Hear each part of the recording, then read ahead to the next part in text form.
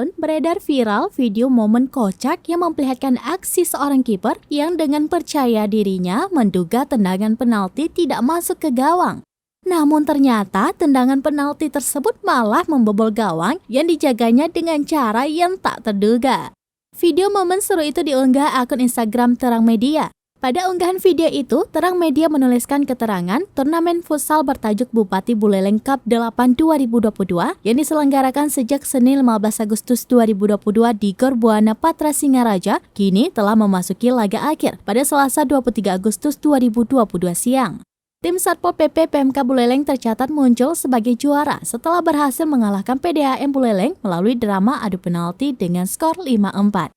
Untuk total hadiah yang diperebutkan pada gelaran turnamen ini sebesar 40 juta rupiah. Dengan rincian, juara pertama mendapatkan piala tetap dan uang pembinaan sebesar 6,5 juta rupiah. Juara kedua piala tetap dan uang pembinaan 5,5 juta rupiah. Juara ketiga piala tetap dan uang pembinaan 4,5 juta rupiah. Dan harapan pertama mendapatkan uang pembinaan sebesar 3,5 juta rupiah.